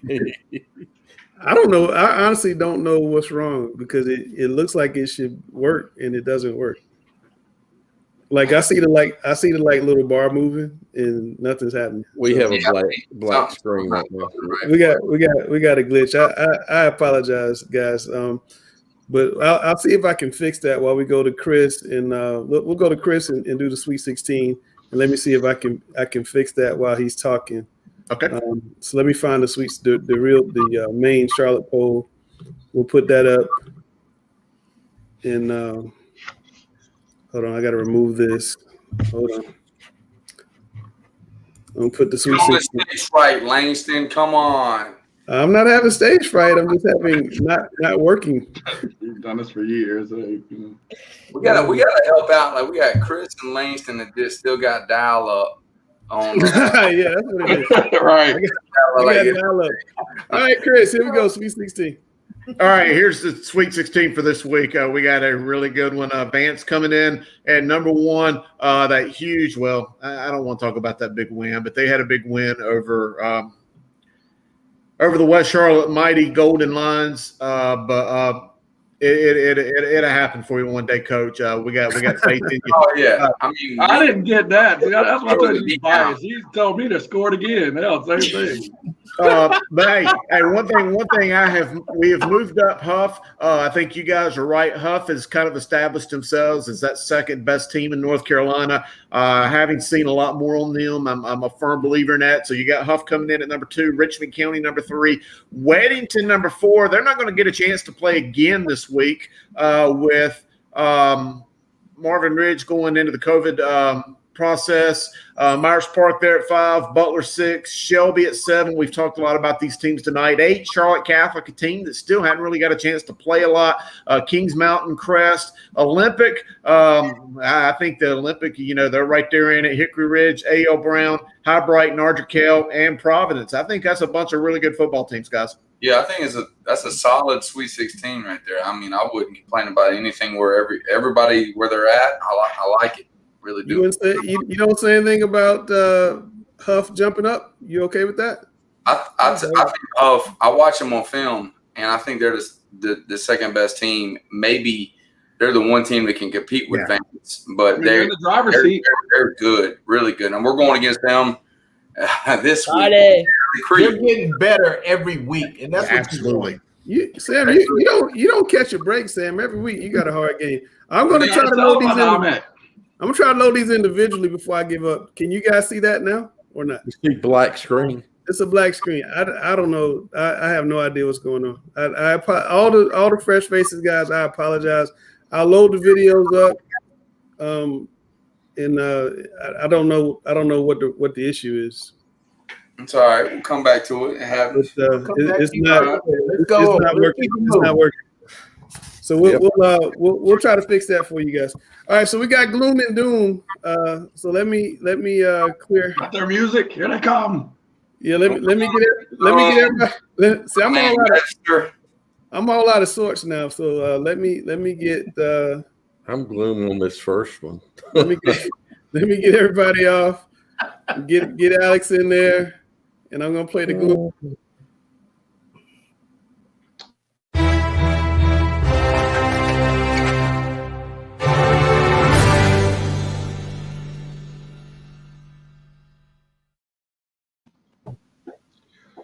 All right, it's time for gloom and doom. In an effort to stay with that theme and what we have to do, we say that one's got to go.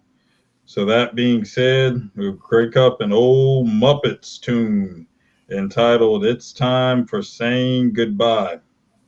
And that certainly has a sad theme, but hey, we'll get away from the gloom and doom here.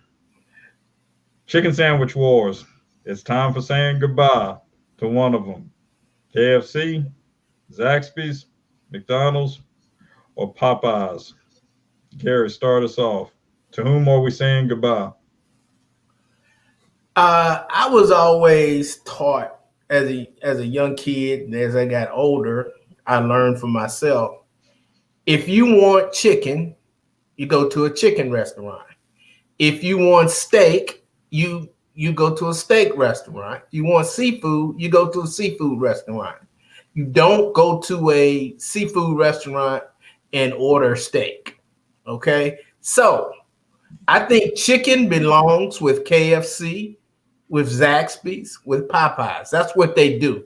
McDonald's, you're supposed to do hamburgers. So stay out of the chicken wars. McDonald's has got to go. But hey, answer me one more thing. Why do people put pickle on a chicken sandwich? Is that just? I agree with that because the pickle seeps in and it's not good. I don't get the pickle on a chicken sandwich thing. Dale? I agree. I like pickles, but I typically don't put them on chicken sandwiches. So hey, I had some pickles on an oven roasted chicken sandwich from Subway this evening. I had the Subway. I got Kenzie there. She likes Subway too. So yes, I had some pickles on an oven roasted chicken sandwich from Subway. That was today's special, $5.94 by the way. But moving right along here. All right, who's going, Dale? Well, I guess I'll go. I thought you called Kenzie, but honestly, none of these are places I buy chicken sandwiches. So the only thing I could do is apply the logic. I although Gary Wendy's makes a very good spicy chicken sandwich. I'd have to apply the logic, and unfortunately, I haven't had KFC in so long that I can't give them a good thing. And I'm going to use Gary's logic, and McDonald's most likely has the one that would go there. But honestly, they all four go for me. All right, so you see, I got to use my logic here in the unthinkable mistake that I just made and skipping over Miss McLean right here. But I'm using my logic to realize that I actually saved the best perspective for last. So that being said, enlighten us, Kenzie. I mean, I'm not gonna lie. I was kind of traumatized by a documentary I had to watch in PE, Supersized. Yeah. Low-key traumatized me. So McDonald's has to go. I'll get a hamburger from there, but every time I eat it, I'm like, oh snap, what's gonna happen? That's funny. Hey, I'll wrap up this one right here to tie together what everyone said. I want to go back to what Gary said about if you want chicken, you go to a chicken place. Well, throwback to the old McDonald's commercials where we had Mac Tonight, when they would sing back in those retro 80s commercials, it's Mac Tonight. Well, it wasn't Mac Tonight because of chicken. So McDonald's got to go. All right. So high school football rules. Which one's got to go? Knee down, no contact. Interference, not dependent on a catchable pass. entering the neutral zone and getting back as long as there's no contact. Who's got to go? Kenzie, start us off. So, correct me if I'm wrong, but I think the knee down continues into college, right? Yes. Yeah. Yes. I think that one has to stay just for the logic. It wouldn't make sense, transition from one to the other to another one. It does stay. in the What? NFL. Yeah. Is it really interference if the pass isn't catchable? I don't like that rule. So I think that one's got to go. Gary? Only because I've seen it so many times recently, is officials who are not in position throw that flag from 30 yards away on pass interference, and the ball is not even catchable. The receiver couldn't have caught it, had the DB not even touched it. It's just not a catchable pass, and I think you should apply common sense. So that is the one that bothers me the most. If the pass is not catchable, not because the receiver was grabbed, but because it's, the pass is too short, it's 10, 15 feet over the receiver's head, it's just not catchable whether he was interfered with or not. That's the one that bothers me. So that's the one that's got to go. Dale? Gary, you're old enough maybe when you played, you could go into the neutral zone and come out. Yeah. You could run in the backfield. I remember Coach telling me you could run all the way around the line as long as you got back over. So you could run on one side, run around and come back as long as you got back before the snap. So for me, in an old school way, that one's a tough one, and especially this drawing an offense off sides kind of stuff. The knee down, that's got to stay just because, well, I say it's got to stay. It doesn't have to stay, but the interference one is probably the toughest one for me, although I think contact has to be dealt with. I think it really depends upon, and actually it can be dealt with if it's flagrant, then it can of course be a personal foul and not an interference. Yeah. The ball's 10 yards over somebody's head.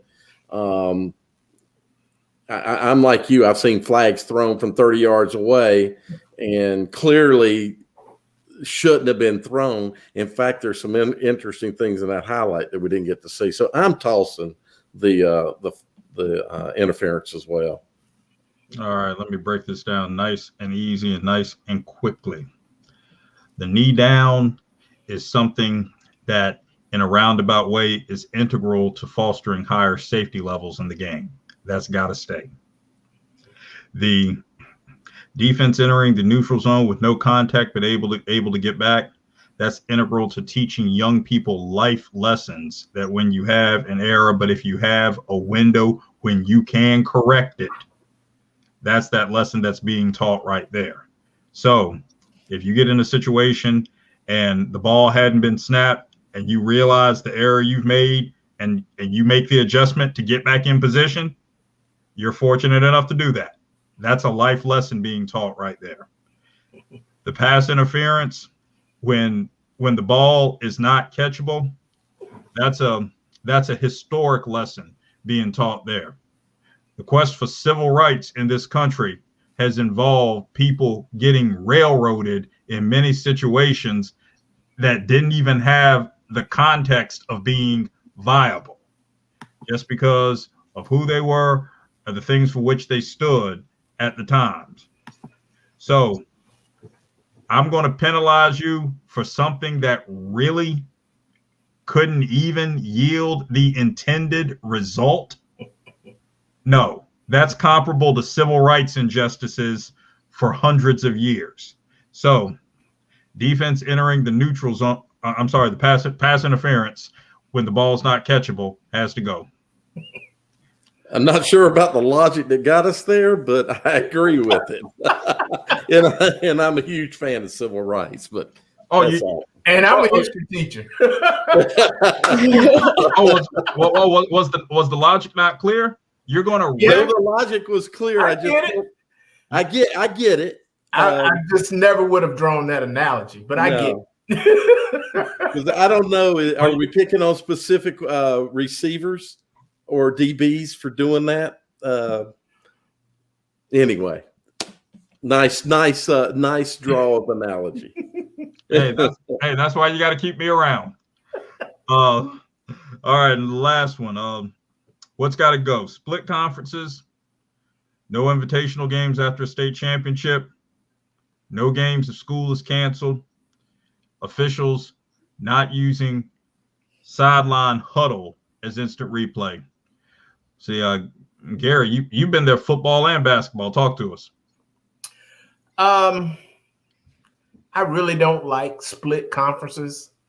Where a team finishes fourth, but they get a first place seeding when they do the playoff brackets. That kind of bothers me. But the one I think that happens too many times is school districts close school in anticipation of bad weather, or the weather clears up by game time, a long time before game time, and they don't let you play the game anyway. I think if they close school the day before and the day of it turns out that the weather is fine and it's not a safety issue, I think they should go on and play the game or allow afternoon practices. There's just too many times, I think, when school is closed ahead of time and they don't get the weather they anticipated, and you've wasted a whole day. And that's especially tough during football season, trying to make up a football game, because you really don't want to play but one a week. So I think that's the one that I don't like the most, of no games if school is canceled. Dale? Yeah. First of all, I am a huge hater of split conferences. Yeah. That has been my biggest, and Gary, it's not just finishing fourth, but there have been times you could finish last, but you were one of the two. There's two teams in the conference, and so the one that finished say seventh wins the split, so they're seated as a conference champion. That's just not right. So I've always been a hater of that, but you made a perfect example, and I'm all about safety. And if we can play a ball game, so we canceled school because of weather, and we can play a ball game, we should play the ball game, because we put ourselves here in CMS especially into crunches, because we won't normally play on Saturdays. This is an odd time right now, but the normal thing is not to play on Saturdays, and we're going to play on Monday. And then a lot of these events in the fall for outdoor sports come in, and they last more than a day. So these hurricanes and all, and now we got a Monday thing that might get moved to a Tuesday. It becomes a very big safety issue. I just think if we can play a ball game, let's play a ball game, unless there's legitimate issues not to. And the fact that the school closed, but everything is now clear, is not an issue. So that's got to go. Kenzie? I'm just simply going to give it to you as a high school student. They cancel school for no reason all the time. I'm fine with that. Cancel school as much as you want to. The more the better at this point. Go for it. Let's do it. 100% chance of rain? That's fine. Online school, I think my Wi-Fi might go out. We don't know at this point. But when it comes to sports, that's fine. Leave those alone. So, if school's canceled, when you cancel it for maybe a 20% chance of rain, which CMS could do, let the game go on. It's okay to get a little wet. So that's the one that's got to go. All right, the high school student has spoken. So now I'm going to have to speak. I'm going to have to speak as one who's been an athletics administrator and one who now is a school level administrator as a dean of students. Split conferences are a byproduct of geographic necessity. We see how it might play out in terms of what it does in a larger LEA, but we have to realize that these decisions are made on a state level and are inclusive of circumstances, including the northeast corridor of the state where geography is very challenging, and the far-reaching western mountains of the state where geography is very, very challenging. Split conferences are geographical necessities. Invitational games after state finals have to stay gone. The sports season concept must be preserved, and it's important that we cultivate opportunities for student athletes to participate in multiple sports. All sports are becoming year-round endeavors anyway, but I'd like to proliferate the thought that part of the year-round calendar is having adequate time to get away from that sport. That's integral to us fostering opportunities for these young men and women to be good citizens, good family members, and play multiple sports when they have the opportunities to do it. Alex, I swear you missed your opportunity to be a politician. You should have been in politics. You live in Raleigh. You got the voice. You got the vocal pattern. I mean, you should just be in politics. But it's time for coach versus coach.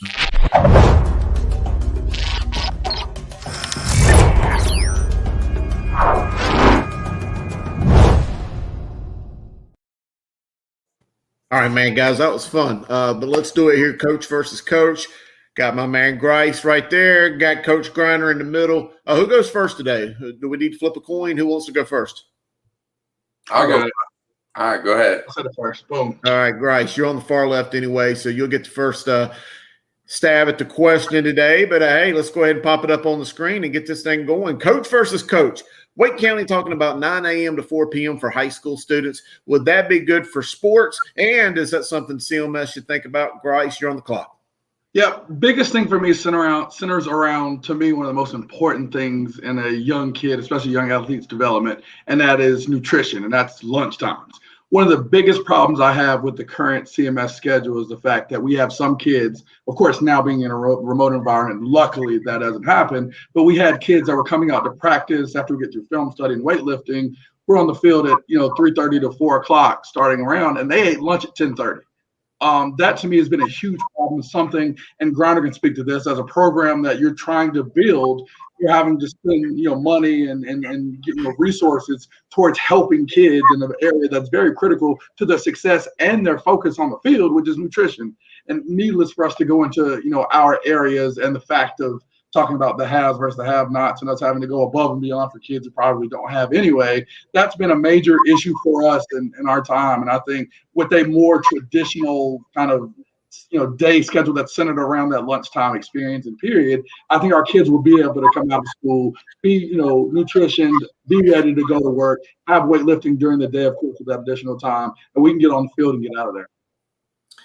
I mean, that was a really good argument. I disagree, though. Like, I would hate it if I'm teaching high school and we went 9 a.m. to 4 p.m. That means I'm literally, wasting 3 extra hours in my day, in my opinion, because if you're a coach, you're not going to be getting home till about 7:30, sometimes at 8 o'clock, and then your kids are already in bed. And so I think that one thing you got to look at, too, that is very difficult. I think the way that they have it set up is perfect. Because you can't have middle school, elementary, and high school different. You got to go different times because of the buses. But here's the issue. Middle school are at the age where if their parents are going to work, they can still get on the bus, but you don't want them getting on the bus at, 6 something in the morning like high school students are. See, high school students, they can make that progress where they can get out of the house and be okay in the dark. You don't want to start getting younger kids doing that because someone's going to have to go to that 6 o'clock bus pickup. I think high school is the only way to do that. The other thing is athletics are so heavily involved with high schools in multiple sports that you start everything at 4 o'clock. I mean, there's going to be problems with field time. There's going to be a lot of different things going on. So I just think the way that they have it is good. Now, many, many coaches do not work in the school system, like Grice. He said, I'm gonna get paid, and this time restraint would be great for him because it wouldn't affect his job at all, probably. And but someone that works in the school system, I'd rather just go ahead and get out there early in the morning so I'm not wasting half my day where I can still be involved in my family. Sorry, that was kind of long, but no. I think both of you make good points. I really do, and it's hard for me to sway one way or the other. But I think both of you make good points. Let's go ahead and hop on to the question number 2 once we get it up here on the screen. There we go. The NFL is fully embracing streaming. Is that good for the consumer? What do you think, Coach Griner? We're going to give you the first take at it. Yeah, I think it's great for the consumer because what's going to happen is this. Anytime you have competition to be able to watch it on different areas like, ESPN Plus, it's not a very expensive deal. I think there's ways that you can actually see the games cheaper because there's going to be more people that pay for that package, and they're still going to make the money or make more money because it's a reasonable price. DirecTV, I think they've always tried to do things, where they just money hungry and they're trying to get that $100 or $50, whatever it is sometimes for that, NFL Sunday ticket. I just think whenever you have people competing for better deals, I think that the consumer is definitely going to benefit from it, no doubt. Yeah, I mean, I think it's just one of those things where it becomes just, information overload. I mean, I think that with the streaming services and things like that, it just continues to promote the fair-weathered behavior of a lot of these fans around here. With having all of these options and being able to watch all these teams, you lose just that base of fans and where you can go into a certain bar, that you're going to be able to watch, for example, us in Charlotte, you're going to be able to watch the Carolina Panthers. How do you expect to grow your fan base in an area when you go to a bar that's a mile from the stadium and you're watching every other game but the Panthers game? I think that hurts a lot of the teams, and the fact of, when you're trying to build an area around a program, around a new head coach, as you see with Matt Rule, everybody's sitting over here watching the Browns game, watching Baker Mayfield go have a great game or the worst game ever. I mean, it's one of those things where we've just gone too far away from, hey, you're in the city. We want to build fans in this area. We want to stop having fans, which Charlotte gets criticized for so much that when the program, sorry, I keep calling the program in season, but, when the franchise is up, everybody's a fan, but when they're bad, they're watching everybody else. So I think it's getting away from the true diehard fans that a lot of, teams like the WFT Redskins, which you want to call them, that Chris Hughes so loves. That's right. Like Gary, though, golly, could you? I mean, they've been bad for Dallas has been bad for a grip now, and maybe choose a new team then. Like if you finally, had to force to watch the Panthers. Yeah, tough time. And did you see the quarterback we picked up, Fitzpatrick? Hey, I think things are looking up for the football team. I'm happy about it. You make the playoffs as the football team. Might as well keep it. That's right. Good. Hey, we only got one question. We're going to cut it short here after 3 today, gentlemen. But Coach, I think you're going first on this one, Coach Grice. Coach versus Coach. Olympic and Ardrey Saturday Night Thriller was a big-time overtime game. Comes up a lot, but would you like to keep the overtime rules, or would you change the overtime rules? What's your take? Change them. I think, for a couple of reasons. One, we talk about special teams. And when I'm saying changing, I'm referring to the collegiate style, was that Kansas City shootout, ball placed on the 25-yard line, 1st and 10, kind of operating normally there. Big things for me is just to see some of the kids as far as special teams, improve. I mean, you have a lot more schools that have great kickers. I mean, I think of a lot of the teams we play, Sam, a lot of teams can kick that 42-yard field goal. A lot of teams get a few yards, can do better than we look at in the past. I'll never forget my first game versus Huff. I thought that they were trying to make a statement in the rivalry game by having the kicker stand, or the punter stand on the 40-yard line. I'm about to go over there and tell him he needs to move until I watch him punt out of the back of the end zone. You got a lot of kids with, great special teams. These offenses are more spread-based. Heck, your kid, Griner can throw probably about 40, 50 yards. Moving it back to the 25 would help offenses be able to operate normally, and I think you would see, a lot more drama. I mean, I would love to see a 35-yard field goal in that Ardrey Olympic game for the chance to win, or, for the chance to take over. So I do think we need to move it back from the 10. That's too youth football based. These kids have grown, offenses have changed, and I think it would be exciting to put it back to like college. I mean, you make a valid point for a few things, but I like the way it's at now because it starts right then and there. Like, it's intense because you're right there by the goal line. Everybody's focused in. No one's eating popcorn in the stands because it's right now. You're in red zone. Let's roll. You know what I'm saying? I really enjoy that aspect, and it lets defenses bow up where they can get a big play, a big stop, or even better, a turnover where it can win the game for their team right then and there. if they already punched it in or kicked the field goal. And field goals still come into play when you start talking about overtime. And then after the third overtime, I think they have to go for 2. So I think they got it correct. And it's just exciting whenever you get there. Like, we wouldn't be talking, if it wasn't exciting, we wouldn't be talking about Olympic Najee overtime because it was exciting. It was a thriller, they said. Yeah. For the record, Sam, in high school, you can keep kicking the extra points all you want. That would be one of the few changes I would make, would be to make sure you had to go for 2 after maybe at least a first or second. Maybe why not go for 2 every time? I don't know. I like going from the 10, but I could be happy going from the 25. But the one thing I wouldn't want to see, and I've seen my good friend Joe Evans comment in the paper, I don't want to see him play a whole other quarter. I think that would be a little bit too much. I agree with that, but I do think they need to back up to 25. But because we're heavy, Sam, I'm going to put you in the one shot. Give us your final thoughts. Here we go. Hey, so I was trying to talk about this earlier, but I want to let student athletes know one thing that you get completely wrong, and help your parents out as well. I've never seen anyone ever get recruited because of their stats or whatever's in max preps or whatever the case may be. Like, we heard about a kid, averaging 12 yards per carry, and then every catch he's getting, 14 yards, whatever the case would be. You got to pass the eye test. You have to do what you're supposed to do. If you want to be a Division I athlete, you got to have all 3. You got to have the grades to get in, or they can't look at you. They can't invite you into the school because you don't qualify. The biggest one that they don't want to talk about, the biggest one, is the eye test. It's just, do you have the wow factor? Because they're jeopardizing their lives offering you. If they offer someone that's undersized and they don't pan out, then they get the finger pointed at them as a recruiter. And so they're going to take risk on people that look the part. The next thing is the film. A lot of times all we do is we see people that just have the film and they think they're Division I. It's not that. That's just one aspect. You got to have all 3 to be a Division I athlete. And just to play college football, you need at least 2 out of 3. And so just don't get caught up on stats. Keep grinding, daily grind, and it'll work out for you. All right. Well, there we go. Sam's final thoughts. Guys, I don't know how we got so heavy tonight. I honestly didn't. We didn't have a big interview ahead of time. Next week, dictionary. Next week, I'm counting on Chris to get us the big interview next week. I'm counting on it. The big interview next week. If he gets DK here, I swear to you, I'm going to practice early. If he gets on here, I'll get some discussions going. We got to get the big kahuna next week. So we're going to the agent, by the way. I'm not going to him. I'm going to his agent. I get better success. Right. That's must be his wife. Oh, yeah. All right, guys. We're going to be back next week. I think the NCAA is Monday and Tuesday, so we got to pick a day next week to come on. We'll get you guys away from March Madness. I'm Langston. That's Grice. That's Griner. That's Chris, the best football mind in North Carolina. That's Dale Ross.